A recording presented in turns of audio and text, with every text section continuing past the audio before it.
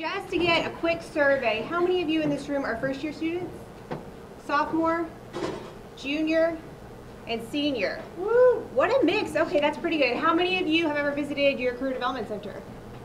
Oh, fewer hands, but not bad, not bad. How many of you have a resume you feel good about? I'm okay. I'm a little bit impressed. That's not terrible. And how many of you have done an interview for a professional job or internship? Interesting, interesting. I want to talk a little bit about all of that today, as well as once you land the job, how to negotiate that salary, job offer, where to go from there. So let's jump right in. This is going to be fast and furious, by the way. What is a resume? How many of you think a resume gets you a job? Ooh, it was a trick question, sorry. A resume only lands you an interview. A resume is your foot in the door. You are the product for a resume, so you have to sell yourself. Modesty is not a virtue on a resume. Nowhere else in your life are you asked to describe in quick snippets, verb-oriented bullet points about here's what I've done, but a resume is your one opportunity. How long do you think an employer is going to look at your resume to decide if they want to bring you in? A little bit more than that, but that's not a bad estimate. It's actually 10 to 15 seconds. Okay, an employer wants to see your skill set on paper before they bring you in. They're going to give you 15 to 20 seconds. What they're looking for is a reason to reject you. A reason to put you in the no pile. Why? They have so many, they don't have enough. Bingo. It's a flooded market, tough economic times. I need a reason to say no to you and to bring qualified candidates in. Because an interview process is expensive. I have to pay to bring people in. I have to feed them. I may have to house them for a night. I need to not bring in 100 candidates. So your resume will open the door for an interview. Think about what's going to be annoying to a reader. This feels like a backwards way to approach a resume, but think about first what will get your resume in the no pile. What are some things that are annoying? Really long. Really long resume? Mm-hmm. How many of you seen The Office? Dwight Schrute supplemental karate resume? Yes, no? Okay, resume, there's sort of a golden rule, 1 versus 2 pages that kind of have gone away, but the point of a resume is that you're brief. It's an exercise in brevity. What else will annoy a reader? They're using the same template. How many of you have downloaded a template from Microsoft Word? Yes, no? Oh, so challenging to edit. It looks the same as everyone else's. Most people who've read several resumes can identify a template, and it's a reason to say no because it suggests a lack of originality, a lack of effort put into a resume. Absolutely. What else will be challenging or annoying for a reader? Bingo. I'm a font snob. I'll fully admit my sister's a graphic designer and she gets really persnickety about this. If I can't read what you've written, I'm not going to spend a lot of time trying. So if your font is too small, if there's not enough white space or too much white space on a page, anything that's going to make it not easy for me to get a sense of who you are and what your skill set is, in 15 seconds, I'm going to have to let it go. What else? Something that's disorganized and doesn't really follow the lines of the paper too well. Bingo. If I'm looking all over the place and your information is not consistent, title, date, location, details, title, date, location, details, I'm not going to work for it, kind of thing. We'll talk about a few more of those as well. Okay, a resume is the organized summary of your skills, job-related experiences, training to show that you're qualified for a job. Does volunteering count as experience? Yes. Absolutely. Does extracurricular involvement, clubs and organizations, count as experience? It's like, come on, give me an amen kind of thing. Absolutely. This conference or this summit probably will go on your resume at some point. Show that you're active. Show that you have the transferable skills to get you the job. Okay, some brief, here's how to do it kind of thing. I really recommend visiting your career development office for more specifics, but we're going to kind of hit the basics today. So, gather and organize your information. Give me contact information and make sure it is correct. If I can't call you, you get 2 tries. If your phone number is incorrect because you were typing it fast and you think, I know my own phone number, I will try you twice. If I cannot reach you, no pile. I think that's a place that people really miss in a resume because they assume that's going to be correct and they're paying attention to everything else. Check your contact information. Education and training would be next, mostly for you guys because a college degree sets you apart as a candidate. So I would recommend that that's your next category. Then you've got several that you can make work for you. It can be experience, it can be employment, it can be service, it can be involvement. Don't feel hampered by, oh, I don't have a lot of work history, so I don't really know what to put on a resume. Think about what experience means for the job that you're applying for. Okay, this is the quick, PSA of don't put anything on a resume that's going to get you discriminated against. I have seen resumes that include I'm divorced and I don't have transportation, so my hours will have to be, what are you doing? I don't need that. In Europe and in some Asian countries, it's a little more traditional to include a photo with the resume as well. Here, no. Why not? Bingo. Anything I can use to discriminate against you, you do not want to include on a resume. Always include zip and area codes. Use, a larger font for your name. I see people write their name in the same size font as everything else. This is the place to kind of showcase who you are and let me see consistency on your resume. Be sure to have a second email address, not just your Bloom. Why?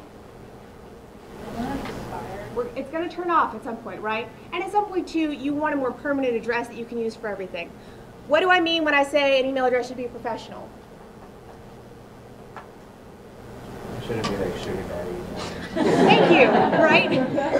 Sometimes this applies a little bit more to an older generation who's had their email address since, the age of AOL kind of thing. But I've seen some that are like, Pink Bunny, 222, give me first name dot last name at gmail.com.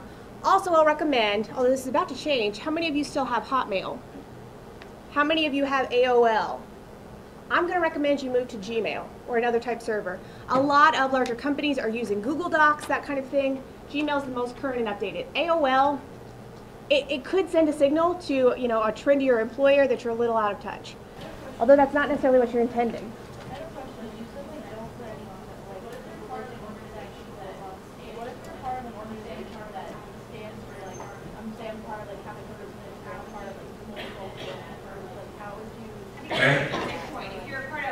I think that's a fantastic point. If you're a part of a Republican, national, blah, blah, blah, or whatever it is, one, and I get this question a lot too about Greek involvement, what you're selling is not necessarily your involvement in the organization, although that's okay. What should you actually be selling about that experience?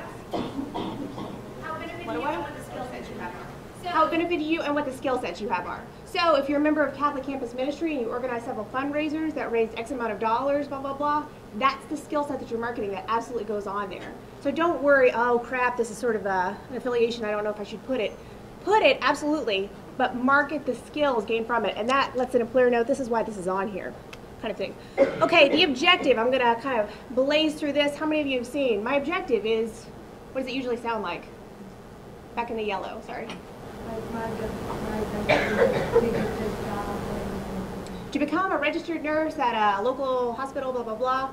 I'm going to say, and you'll hear some different information about this, objective can go. It does not have to be on a resume anymore. And a lot of recruiters are starting to say this as well because they find the objective limits the ability they have to share your resume.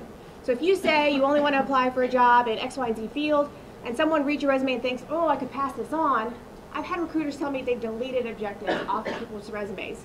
It also kind of harkens back to a time when you got a job in a company and you stayed there for 20 years and you got their retirement package. That's not the job market anymore. Most people will hold between 10 to 18 jobs somewhere in their lifetime. And 2 of the jobs that you're going to have in the future don't even exist right now. So the objective is a little more antiquated. We don't necessarily need it. Although if you're applying to a very traditional company, maybe something you want to use. Okay, a summary or a profile, if you're wanting to do something at the top of the resume to hold that space, you're thinking, oh, I just cut 3 lines, you took my objective away. A summary, a profile, a branding statement might be something you want to consider then. Gives that reader a clear, quick picture of who you are. It could be bulleted, it could be a sentence. I've seen people pull a sentence quote from a reference letter. So-and-so is one of the best students I've ever had the pleasure to work with. Signed, Dr. So-and-so. Nice moment to brand yourself in someone else's words. Use job keywords and high-impact statements. What do I mean when I say use their keywords? Like if someone says I need like accounting stuff, you say accounting like you're using time. Bingo, and we'll talk about this a little bit more. But keywords are not synonyms. You can't say if they want great customer service skills, I'm good with people. Why can't you do that anymore? This is a weird setup for this. We live in the age of the internet, and what are big companies going to do with your resume? Keyword search, absolutely. If my keywords that I've listed for a job description are not popping up in your resume, it may have been a great match, but I won't know because the computer will reject it. So look at keywords and job descriptions, and we'll talk about the ones in front of you in just a minute, and think about how to maximize their keywords. Okay, again, academics have top billing, institution name, city and state, particularly important if you're applying out of state. High school information starts to go away on a resume. By the time you're a junior, senior in college, high school's not on there anymore.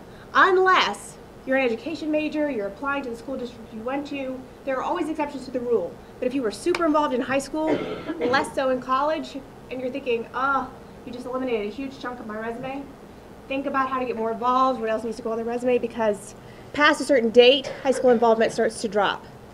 So this is how you would list your degree. I see a lot of people kind of write out student for 4 years or that kind of thing. Your degree is what qualifies you to get the job. So Bachelor of Arts, Bachelor of Science, whatever the degree is, anticipated graduation date, and that can go in multiple places. I kind of like a flush right on the page. Give me any certifications you've got. Give me Dean's List. Whoa. See, this is where I've become a little challenged technologically. Some people will say GPA if it's above a 3.0, some say a 3.5. Know your field, talk to your advisors, see what's advisable there. Honors and achievements that distinguish you, any honor societies, Dean's List, and specify which semesters, departmental awards or scholarships, special recognition from campus. This too is a place where if your resume is a little weaker, you can build out this education section. You think, I'm a biology major, but I haven't had an internship yet and I'm looking for one. So maybe I list some relevant coursework. I list a research paper that I've done with the advisor. There are plenty of ways to write that up. But think about how to bring in the industry lingo in a section like this as well. Okay, for experience, we are looking for active verb phrases. What does that mean? What goes away at the beginning of all of your bullets? I, no nouns. Start with the active verb. And that does not mean responsible for, duties include. Why are those not okay on a resume? Wordy. Wordy? Potentially. But what else are you telling me? Responsible for daily operations, blah, blah, blah. As opposed to coordinated daily operations for Office Sub 6. Why would I eliminate responsible for? Because you're just kind of stating your job title rather than what you actually do. Bingo. It sounds like I did what I had to do. These were my duties and I did them. Give yourself an active verb in that phrase because that means I went above and beyond. I really knocked it out of the park. I took action on this job. No passive verbs there. How did you perform the job better than other people? What were problems or challenges you faced? How did you overcome them? What were the results? There's a way to do this, and I always say when I look at people's resumes, numbers, money, and time. What do you think that means? What do I mean by include numbers on your resume? It's more specific, like if they say the company or group say like, oh, they've done the X, Y, and Z thing, and like they do it for my. Bingo, it quantifies your experience. If you've held X amount of responsibility here, club, internship, whatever it was, you can hold X amount of responsibility for me when I hire you. Fantastic. As opposed to saying, supervised all staff or performed various duties, quantify that experience. Again, some examples of strong action verbs. There are plenty of websites you can look at, but think about how to make these words work for you and the experience you've had. Okay, give them some meat in your resume. Don't just detail the mundane duties like we talked about. Address the major responsibilities. So if you attended weekly meetings and that's one of 6 things you did, maybe that goes away. You talk about organizing, you talk about coordinating, you talk about supervising. Did you provide quality customer service? Again, that X amount of responsibility. Like we talked about earlier, use their buzzwords. If you've said something great, but it doesn't quite match up with the way I've described it in my job description, it's a psychological game. I think, oh, are they a fit? I don't know. Show me how naturally you mesh into the culture of my company when I'm looking to hire you. Okay, unrelated experience. What have you heard? Include? Not include? I was a server at a restaurant. Should I put it on there? How many people think yes? How many people think no? Okay, I think there's some back and forth advice on this. I think you can include these things, particularly if you've got room for them, but you need to do it the right way. So instead of saying, I waited on tables, that kind of thing, you're showcasing the transferable soft skill. What is an example of a transferable soft skill? Like accommodating customers. Bingo. I provided quality customer service, which tells me you communicate well, you work with others, you can be on a staff, part of a team. What's another transferable skill? Training employees. I know how to supervise. I know how to communicate information. Skills that move from job to job are transferable soft skills. Most employers today, from job fairs to recruitment, say this generation, sorry to say, lacks in the soft skills. So this is an area where you can really set yourself apart. Older kind of traditionalists like to say, well, they're on their phones all the time, or they're typing away at the internet kind of situation. They don't know how to talk to people. If you can relate transferable soft skills through your resume, you set yourself above. Should we have a section over a resume that says soft skills? You know, I'm a big fan of show, don't tell, meaning show me through the bullets that you have this capability. Don't just tell me, good communicator, great with staff, that kind of thing. Show me through the X amount of responsibility. Okay, so you can kind of see the example of provided superior level of customer service and wait staff support for one of area's leading high volume restaurants, named Employee of the Month in July 2010 for dedicated service. You've quantified that experience for me, not just waited on tables. Okay, how many of you are involved, I guess that's why you're here today, right, in a couple of extracurriculars that you can think of right now that have those transferable skills? Shout them out. What are you in? Dazzle. Dazzle. Owls. Owls. Husky Ambassadors. Program board. Program board. CGA. Okay, these are all things that will probably need to be on your resume, depending on what job you're applying for, and think about how to market this involvement. Instead of saying, Relay for Life volunteer, worked on raffle, that gives me nothing. I'm looking for a write-up that says something like, Relay for Life, co-coordinator, spring 2012. Planned, organized, and coordinated annual fundraiser for charity. Increased student participation by 50% and doubled amount of money raised in past 2 years. What have you just shown me in this different write-up? What's my impression of you now?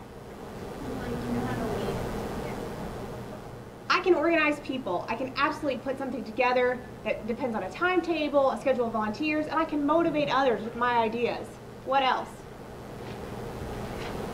I can make things better. I can make things better. That is what an employer is looking for. Show me a quantifiable measure of success. I took this from here to here, and I will do the same thing for you. That says self-starter, that says motivated, that says an employee I want to hire. Okay, some quick formatting tips, and this is where I get real persnickety. Use indents and bullets for organizational scheme, but don't be crazy. I don't love all the weird bullets or more than 3 types of bullets in a resume. It starts to look a little cluttered. Give section titles emphasis, but give some white space around it. Maintain the consistent font size and type throughout. Keep the date the same. Standard, not fancy fonts work best. Why? Is that a hand question? Great question. Send a resume in PDF form, not a Word file. If the employer says you can submit it that way, absolutely. What's the advantage? Why send it as a PDF? You will not lose your formatting. You're sending a picture image of your resume. Some places will not let you send a PDF because the file size is too large. They're asking you to upload it to a website, that kind of thing. So if you have to save it as a .doc, don't save it as a .docx because a company may have an older computer, your formatting goes kaput. Keep a standard font because then when it comes up on their computer has that font as well. This is not the Legally Blonde moment of, you know, I'm spraying my resume with perfume and it's on crazy paper, I've got all kinds of graphics situation. I've seen that happen. I've seen, bless his heart, one of my favorite students who was applying for med school put the little like Dr. Python clip art symbol behind all of his words. Don't do it. You're trying to sell your skills. You're not trying to sell, hey, look at me because I'm on the blue cloud paper situation here. Okay, light color resume quality paper. How many of you know what resume paper is? How many of you have some you can access right now? What's the difference between resume paper and regular paper? It sometimes has a watermark, absolutely. Isn't it thicker? It's a little bit heavier, just a little bit nicer paper. Do not, and I've seen this 100 times, fold your resume. Do not staple your resume. Why not?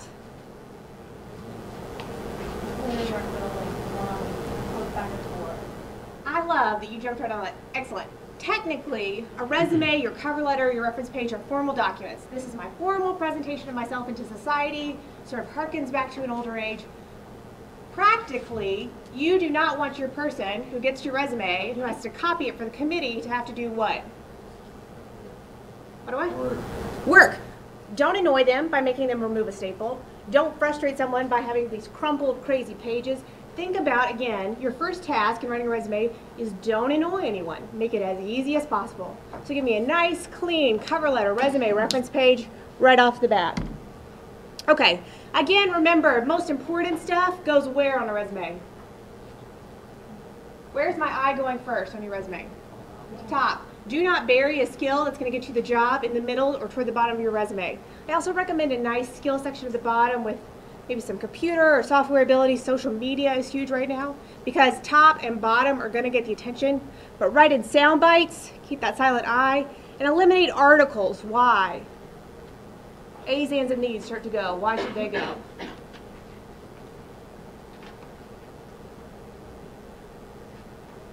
I know, we've hit a wall. Because it's unnecessary and you can get to the point if you just leave them out. Bingo, tighter phrasing. Absolutely. Okay, references are a given at this point. You do not have to write references available upon request. How many of you have done that or seen that at the bottom of a resume? Don't have to do it. References should be that third page that you're adding in there. Always ask permission. How many of you have 3 to 5 references you feel good about right now? If I called them, they would know what to say about you. Do your references have a copy of your current resume? Get them one. I would recommend it. Again, I like saying page header, cover letter, resume, reference page. Just adds consistency to your application. For online or electronic, which is the way a lot of people are going now, follow the directions. I can't tell you how many times I've seen someone upload a document and also email it to HR and then mail it in as well. What have you just done? What have you just told your employer? Desperate. Desperate. I am really, anyway. Oh yeah, a couple people know. You've also said, I don't know how to Follow. bingo, what you tell me to do, I may do it, but I'm also going to do other things. Show an employer that you can listen and read and follow the directions. Keep the subject line of your email simple. So-and-so resume. I've also seen 100 resume. I don't know who you are. Save your document not as resume version 3 as well, because that tells me what? I've done it 3 times, or I'm also applying to several other jobs, by the way. Save it as resume dot first name last name dot wherever you're applying, so you know that's the resume for that job. Maximize the keywords, and then do sweat the small stuff. How many of you have someone that you feel you can trust to look over a resume? Yes? Okay. Why is it important to not submit a resume with careless errors? What have you just told me about you as a candidate? I'm careless. Well said. I'm careless.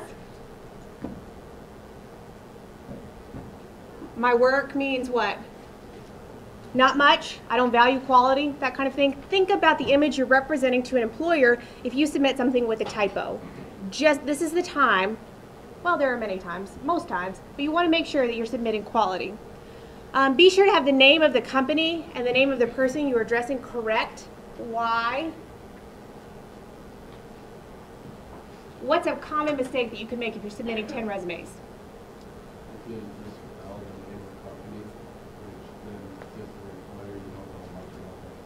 Bingo, I didn't take the time to research you, or I don't really care because I'm applying 20 other places, or, and I've seen it happen so many times, thank you for your time, I'm really interested in working at not the school that I'm applying to, kind of thing, which says, just kind of in the routine, rolling these things out, don't really care. Again, recruiters look for a reason to put you in the no pile, and careless mistakes are an easy way to do it. Top 10 resume mistakes from current employers. Typos, grammatical errors, right at the top. Lack of specifics, a one-size-fits-all approach. What does that mean? You don't tailor your resume? You don't tailor your resume to the job you're applying to. I don't see any keywords. I don't know why this experience is here. It doesn't match up with what I'm asking you to do. That kind of thing.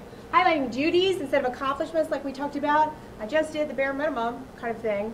Writing too much or too little. A bad objective. No action verbs, leaving out the important information. I've seen resumes with no dates. I have no idea when you did this, how long you did it, that kind of thing. If it's visually too busy, and again, that incorrect contact information. Now, your resume got you a job interview. Whoa. How many of you have interviewed with one person interviewing you in the room? How many of you have interviewed with 2 people in the room asking you questions? 3 people? 4 people? More than 4. Okay. How many people were in the room? Holy moly. Well, 5. 5 or 6 asking you questions. Yeah. Okay, why is that challenging? I don't know what you think versus what you think versus what you think, and am I looking at you because you asked me the question and totally ignoring everyone around me? This is getting a little awkward and you've already lost eye contact with me because I'm creeping you out right now kind of thing. Right? It becomes challenging. You're appealing to multiple personalities in the room. Think about this with a job search. It is an every single day process. How many applications do you think you need to put out there in order to secure a job? There is a statistical number. 4 or 8. For internships, it's 30 to 50. It's a numbers game. For jobs, it's higher, 50 to 100. Because you're winnowing down the pool. We're going to bring X number of people in for an interview. After that interview, we're going to offer one person the job. You're competing against everyone else. So that number has really got to be higher than what you think it is. That being said, don't flood the market. Don't just apply to 30 random places to have the number 30. Know your network, use your resources, and apply strategically. Okay, again, we talked about the interviewing with a panel versus interviewing with 1 or 2 people. Interviews are all day endurance marathons. The higher you go, the longer your interview day. So for an entry-level professional job, you will probably be there several hours. You are always on. What do I mean by that? Everything that you do from the time that you get out of the car to the time you get back in the car is they're watching you and judging you. Fantastic. And I would even say, not just by the time you get out of the car. At a previous job that I interviewed at, I pulled up to the wrong place because the directions didn't match, and the person who was going to interview me knocked on my window. Hey, let me show you where we're going. Didn't have a jacket on, wasn't quite ready with the hair situation. So as he came up to me, I went, no, and covered myself. I'm not recommending this as a strategy. So he then jumped in the backseat of my car because the front seat was full and went, just drive, like he was carjacking me. I got that job, shockingly. But this is when you pull up, you're ready to roll, because absolutely they're watching what you do. And when you drive away, you're still maybe not quite done. You get off, you get out of that area, and then you relax a little bit. When you go to the bathroom, you are not on a break. What do I mean by that?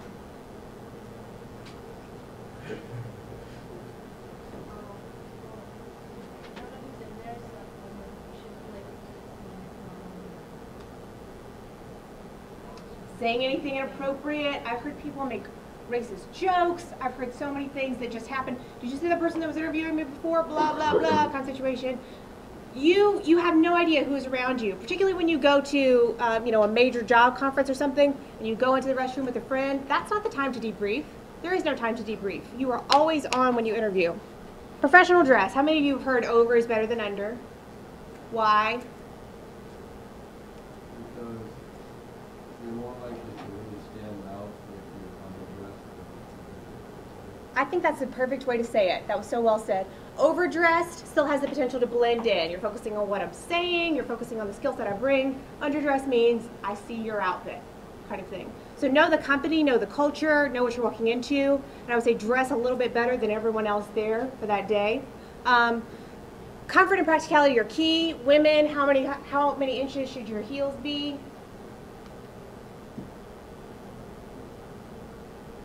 I like that. I'm gonna say 1 to 2. If you do anything above that, and by the end of the day, I've seen girls look like they're walking on glass. You know, it's that horrible, like, oh my God, just please get me. No, we want somebody whose dress fades away, and who I can think, I see you in this role, I see you in this job, not I'm looking at how uncomfortable you are right now. Plan ahead. Bring several snacks for the day. Why is that important? You don't know if you're going to have food there, and you, like, if you're going to just, like, for me, I have an internship, and I don't know what's going to be there. I don't know if they're going to provide food for me or not, so I have to provide it for myself. Absolutely. Don't count on anything being there. And if you know you've got a breakfast meeting or a lunch meeting, it's not about eating. What do I mean by that? About talking with people there. You are not going to get a chance to eat because they're asking you questions and you're trying to keep up with their pace. When they're done eating, you're done eating. So don't think, oh, well, I got lunch coming, it's going to be okay. You want to keep that blood sugar high, so I can't tell you how many times it'll happen for you. Think of me in this moment. When you're in the bathroom eating an energy bar during your interview, like, oh, I'm going to die right now. Thank goodness I was prepared for this. I'm ready. Your own water bottle makes a huge impact. Why? Why should you bring your own water bottle to an interview? Has anyone ever had that moment where you've talked all day? Go ahead. Then, first of all, your voice is important and all that stuff.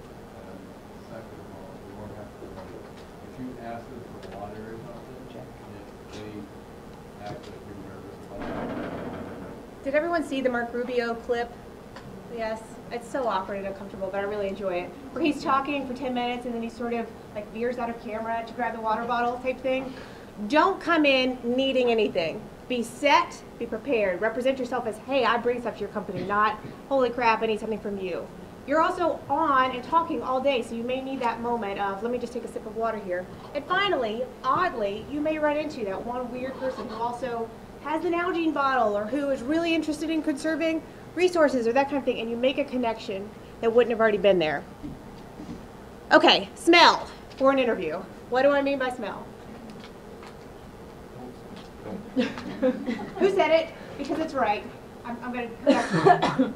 Oh, I was just at a conference last week, and that's what they said. Like, don't wear any heavy clothes or clothes that are really like spreading the room because you're not there to really show you like what you're Bingo. Don't smell bad, obviously, but don't smell good. Don't smell at all.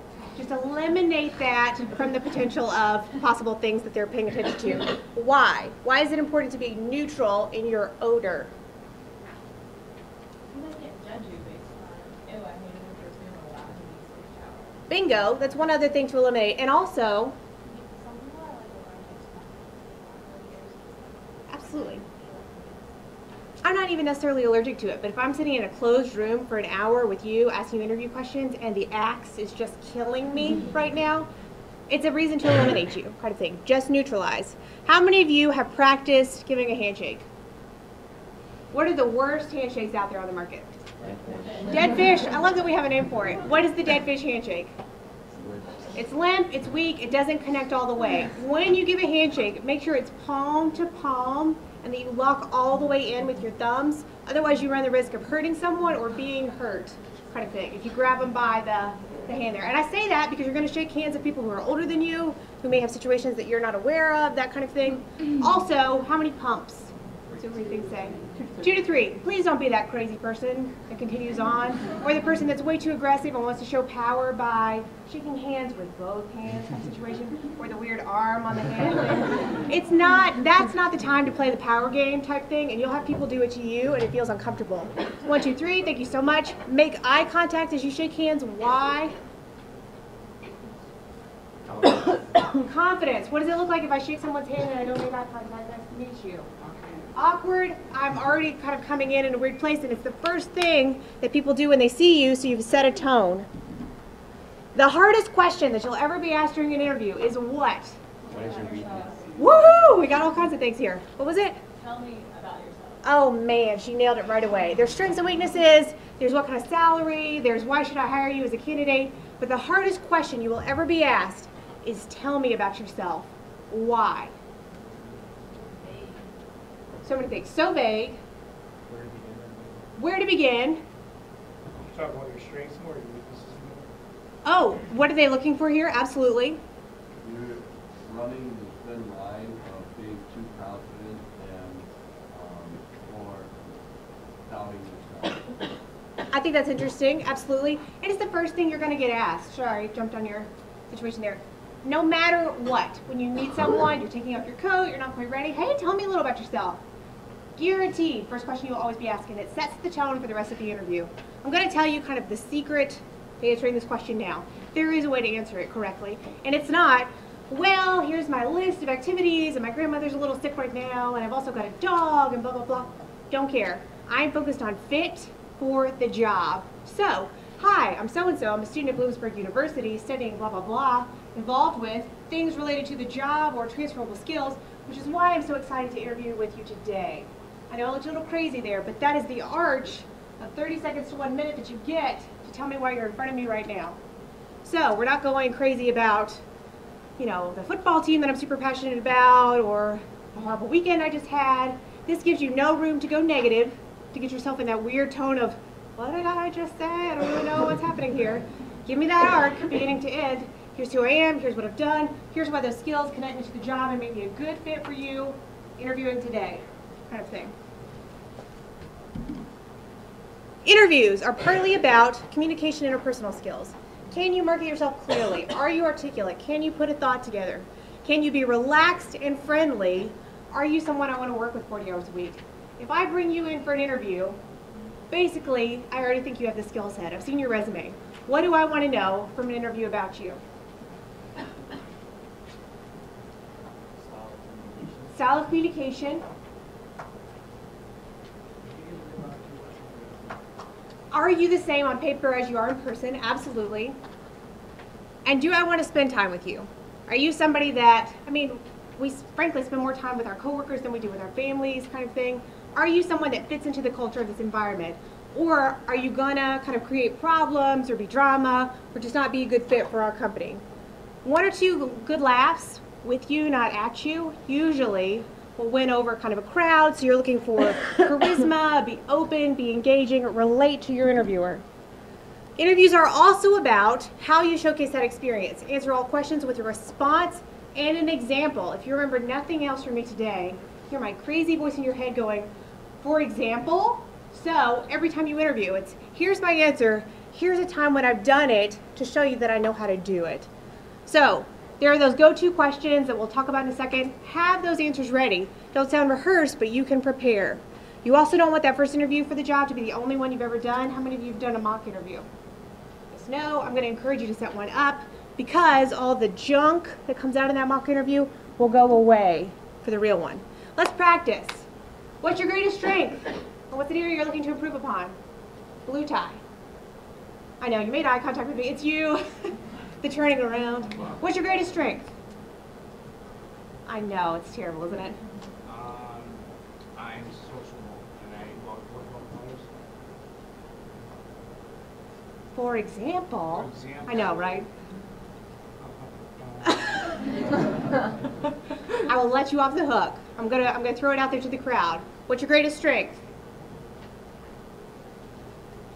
Personable. For example, I am dance chair for program board, and I'm also a Husky ambassador. So with those experiences, I recruit people, I get them excited about the job they're going to do. Fantastic. Those are perfect roles to stay there. Absolutely. What do you not want to do? Let's say weakness, because it always comes up. What do you not want to do when you answer the weakness question? I don't like that. I don't care for that at all. You know, I'm just so good, or I'm just such a perfectionist, or work so hard, like I don't care, kind of thing. I also don't want to hear something that's going to eliminate you from being able to do the job that I'm asking you to do. So if you say, gosh, you know, I just procrastinate all the time and the job is all about meeting deadlines, the end. You do not want to use that weakness as a place to disqualify you from the job. What's an ideal weakness or an ideal way to answer that question? Is it like I work too hard or I push myself too much? I'll fully admit, and this is subjective, I don't love it. That to me says, I'm trying to turn my weakness into a strength because I know I'm not looking for it. Most employers will tell you, go ahead. I was just gonna say, like, sometimes it's hard to balance the work life and personal life because you want to take care of yourself, but you know that work is important too. That comes up. I think there's some ways that you can do work-life balance well, and other ways that sound like I want to get out of here at 4:30 every day because my life is not the job. So careful line to tread. But for weakness, what I'm looking for is honesty, self-awareness, I know this about myself, and action plan. What am I doing to address the weakness now? So for example, I may be someone who doesn't work well with deadlines, and I know that about myself, but what I've done is bought a planner. I give myself the due date 2 days ahead of what everything is, and I've got this little widget on my computer that allows me to sit and work for 15 minutes. It turns off Facebook while I work, blah, blah, blah. What is your action plan to address the weakness you're telling me about now? And that shows me self-awareness. Okay, questions at the end. Do you have any questions for us? What's the wrong answer? No, I'm done. I already know everything. Thank you so much for your time. No. What questions should you not be asking there? What am I? I missed it one more time. How much do they make? How much do you make? Oh gosh, I haven't heard that before. So what's your paycheck like? No, absolutely. And frankly, money does not come up in that question at all. If you're asking salary, vacation, when do I start, what do you look like? Desperate, I'm not really interested in the job, I'm interested in the paycheck, I'm a little bit greedy right now. What are the questions that you should be asking? What about the Yes. Can you tell me a little bit more about what this job looks like day to day? What are you looking for a candidate coming in? For education, they say like maybe ask something about the district or policy that's changing. Absolutely. Can you tell me a little bit more about this thing that shows I've researched what you're about? It's a perfect opportunity to show off. It's good to do some research beforehand about what the company's all about, and then write it down prior in like your little portfolio, so when they ask, do you have any questions, you whip it out. And you're like, oh, I already did my research. Yeah, what about this? Can you tell me more about this? Exactly. And does everyone have access to a Padfolio, which she was talking about? It's a nice sort of leather-bound situation. Look into it. The bookstore sells them. I think it's helpful because you're going to get a lot of materials when you interview. Put them right in there. You look professional and prepared. Also, you may have written down 3 to 5 questions, and in the first 15 minutes of the interview, they say, we're going to tell you a little bit more about us, and they answer all of your questions. So for the next half an hour, you're like, Freak, I don't know what I'm going to do. You can always ask them about themselves. How did you get started in this field? What's your day-to-day like? Blah, blah, blah. Because of why? What do people love to talk about? Themselves. Bingo. So use that, and then start a conversation. Don't just question, answer, question, answer, question, answer. So tell me a little bit more about how you got started in this field. Blah, blah, blah, blah, blah. Oh, really? Did you have an opportunity to whatever it is? Suddenly I've created a connection with my interviewer. Okay, thank you notes. What have you heard? Always send them, which is absolutely right. And there's a controversy of handwritten or email. I think there's a couple ways to go. Know the culture of your company. If they're turning that job around within a week and you mail a note, it may not get there. But if they're sort of old school and they really appreciate the handwritten note, do that. I think your best bet is to do both. Send an email. Thank you so much for your time. Mention one specific thing from the interview. I really appreciated our conversation about blah, blah, blah, which shows what? I was paying attention. I was valuing what you say. I remember details. I'll follow up with, blah, blah, blah as well kind of thing. Then send that thank you note in the mail. Make it a little different as well there. It's helpful to write down notes immediately after your interview, by the way. We talked about this so that a day later you're not panicking thinking, I have no idea what we said. I'm going to jump into salary negotiations. So you've landed that job. Do you like how I'm doing this? Okay. Now, how many of you think, I jumped a slide ahead, but how many of you think I should not negotiate for salary at all? No. What is the potential negative of negotiating for salary? What's the fear? You ask for too much. You ask for too much. You look crazy. Your expectations are totally unrealistic. What's another fear? Interesting. If I shoot too low, they're just going to be like, yeah, that's fine, no problem. I'll give you $5,000 less than we're paying everybody else. Absolutely. If you bring it up, they might think that you're just worried about money. I'm just in this for the money game kind of thing. Absolutely. I think that's a pervasive fear. If I negotiate salary, it says I don't care about the job, I just care about the paycheck. Not the case. We'll jump quickly through some basics of how to negotiate a salary. It's okay to ask for what you're worth. Their first offer is not necessarily their best offer. A salary is not the only part of the compensation package you can negotiate. How many of you have ever thought about negotiating vacation or negotiating having your phone bill paid for? I think those are all possibilities as well. Asking for a more competitive salary means that you can ask for more competitive salaries each time your salary is reviewed. Starting point higher means starting point higher throughout the rest of the conversation. And then negotiating is an opportunity for you to show that you're confident in your abilities. What is one thing you can do? Or have you heard the phrase, all they can say is no when you negotiate? That's not true. Because what is the worst that can happen when you negotiate a job offer? Well, they've offered you. They're going to hire you. But what? You can create a really bad dynamic walking in. So negotiating a job offer is all about tone and appropriate language and strategy, thinking through what you're doing. Okay, we're going to talk quickly about benchmarks, bargaining power, priorities, what's negotiable, and then negotiation approaches and gender. Who do you think is better at negotiating? Just going to blow it. What? Wait, how many of you think men? How many of you think women? It is absolutely incorrect. Men are much better at negotiating salaries than women, and I say this now because, ladies, I want you to think about this as we go through. We are not good at this game. Okay, what is benchmarking? Can anyone tell me quickly? No, it's on the slide. If I'm benchmarking a best practice, what am I doing? What's everybody else doing? Establishing measures. So let me find out before I go in, what's the typical starting salary for this job? What are other people making? What are people making in this location versus that location? Do your research beforehand. These are some sort of sites that you can look at. The government has plenty, Bureau of Labor Statistics, Office of Personnel Management. Look on your career development website, they're on there as well. Trade magazines. How many of you are a student member of a national association for your field? That's very few hands that I see go up right now. I'm going to suggest, if you've got a little bit of money, that you join a national association in your field because you'll never get cheaper rates. So you get access to job boards and internal documents you might not see anywhere else. Look at HR websites, look at local cost of living data, and talk to alums. They're the ones who know the field. Okay, your bargaining power is stronger if you were strongly recommended, you know there weren't that many other candidates for the job, the employer is worried that you're going to take a job elsewhere and has communicated that to you, you have relevant education, you have multiple offers on the table, and you've sold yourself well. Your bargaining power is weaker if you're aware that there are several candidates, you don't necessarily have that relevant education, and this was kind of a lucky shot type situation. If they're not returning your calls, why is that a bad sign? You're not very noticeable. You're not noticeable, and also they've got time. They've got nothing but time to wait. A better opportunity for you to negotiate is if they're trying to get you in quickly, because then the time is on your side. If you're feeling desperate, or if you applied and don't necessarily know anyone else at the company, you landed the job, but it wasn't through a networking connection, or if you've left it to the employer to assess your worth. Okay, for entry-level positions, let me just give this caveat, which is what most of us will start at. There's typically a range established, if not an exact number, so you will have less room to negotiate entry-level. Why? Why is there typically a range established for most entry-level positions? Wasn't the company sort of taking a risk, so they wanted to see how it goes and make sure that they keep people? Well, there's potentially that. Entry-level positions are maybe a little bit of a riskier hire as well. But for basic human resources standards, we have to guarantee that everyone we bring in is going to make close to the same amount of money. It's just a basic sort of safety precaution there. Okay, what matters to you is what you should consider in terms of what you're asking for a salary. So you've got to do a values assessment of yourself.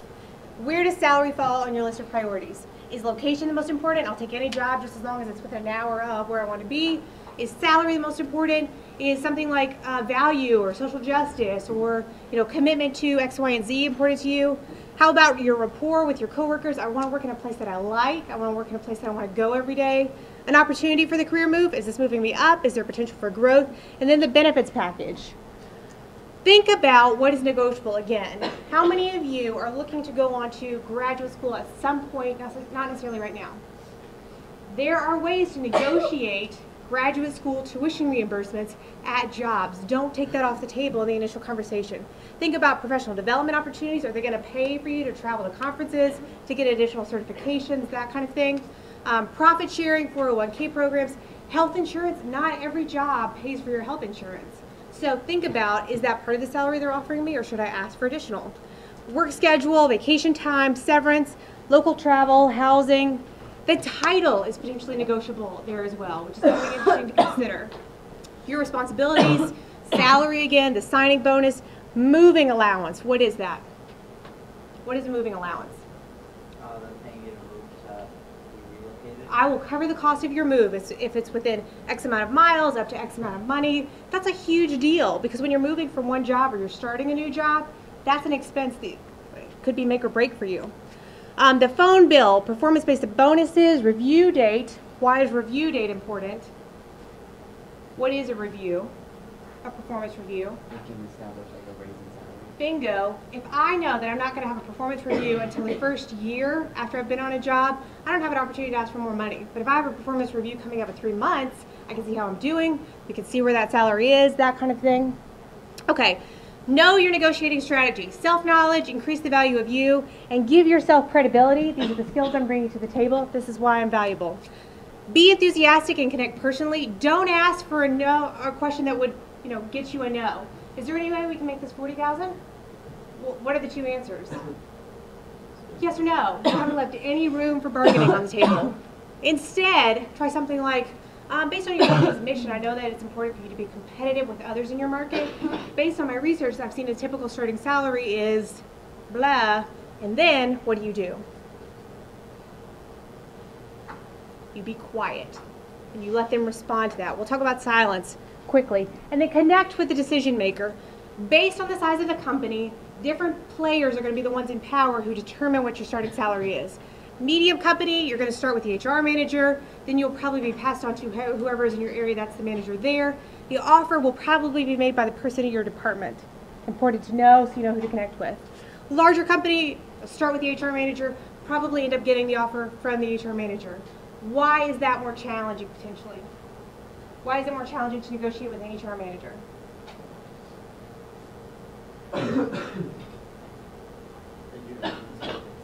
They're going to get that strategy from everybody. They don't know why you're valuable necessarily because you haven't been interviewing with them. You've been interviewing with the people in the department you want to work for. So you need to see if you can get your negotiations in front of the manager who's going to be hiring you. They will assign more value to your kind of negotiation there. Small company, maybe family owned, maybe just local kind of thing, you will probably be negotiating with the person who's going to supervise you. Important to know why. What's the potential challenge or risk there?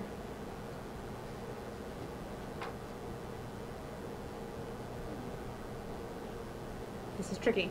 If you ask for too much or too little or you create an odd tone, this is the person you're working with every single day. So think about kind of your strategies for how you're doing this.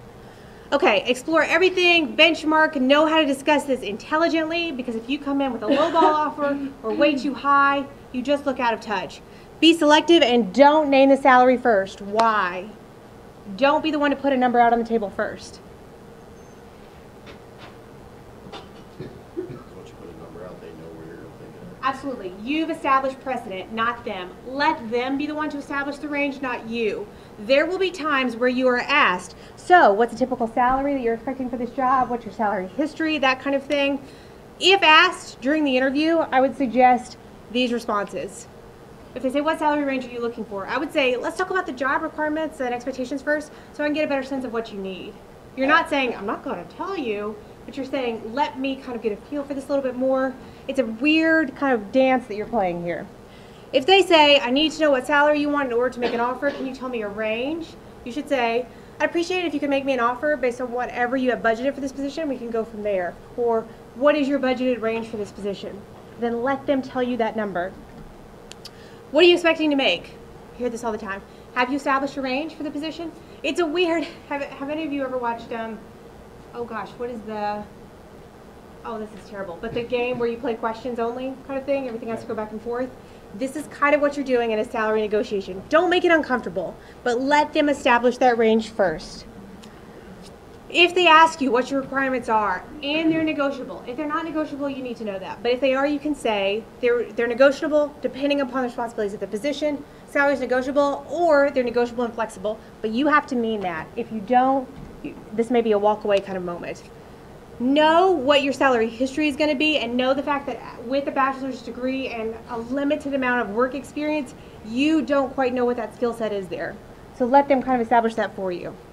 I'm blowing through this as fast as I can.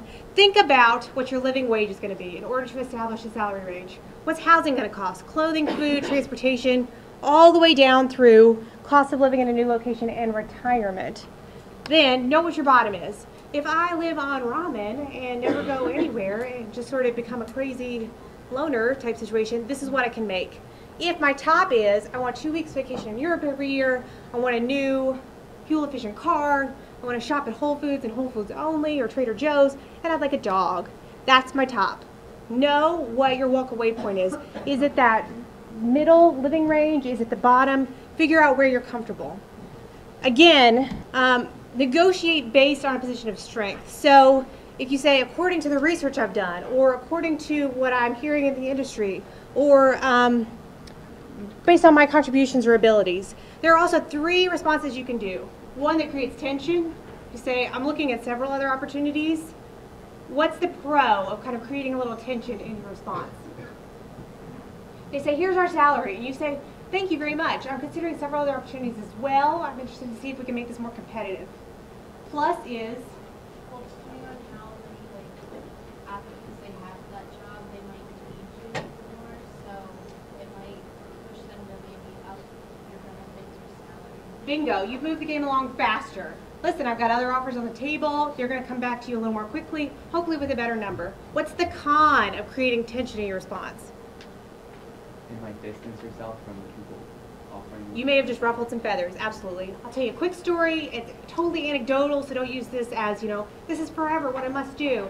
But I negotiated a salary at a job and then had my boss's boss come in and say, once I was hired, Whitney, when I took my first job, I just assumed that they knew what I was worth and I accepted that offer.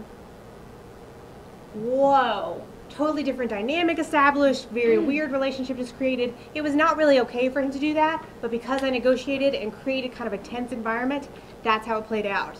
There's another response designed to reduce tension where you say, I hope I'm not being unrealistic about what I'm asking. I'm very interested in this position and I hope to reach an agreement that's fair, that benefits both of us. Pro of that is